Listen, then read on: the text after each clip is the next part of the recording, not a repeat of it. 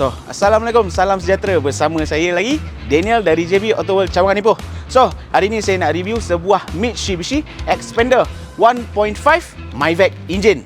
Okey, harga dia tengok. Harga dia baru 68,800. Ni nak beli dekat showroom lebih kurang 90,000 ke atas. Okey, 90,000 lebih. Okey. So, dengan kami dah jimat dekat-dekat 20,000 lebih lah, dekat 30,000 lah. Okey. So, dia punya mileage baru 82,000 km saja. Waranti kami cover selama 5 tahun untuk enjin dan gearbox. So, jom kameraman saya masuk dalam. So, dalaman dia tengok. Full leather seat.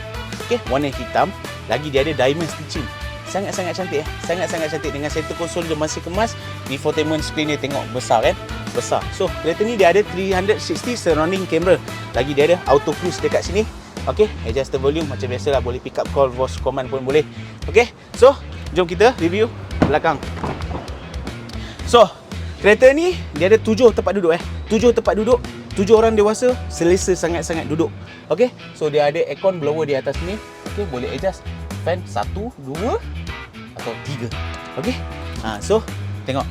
Duduk pun mesti selesa punya. Kalau seat dia tak naik, tengok. Cukup luas Saya rasa ini pintu peti air satu pintu boleh masuk. Peti air satu pintu boleh masuk.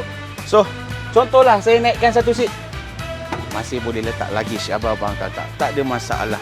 So, untuk Xpander ni boleh buat full loan Boleh buat full loan. So, anggaran dia bawah RM800 saja.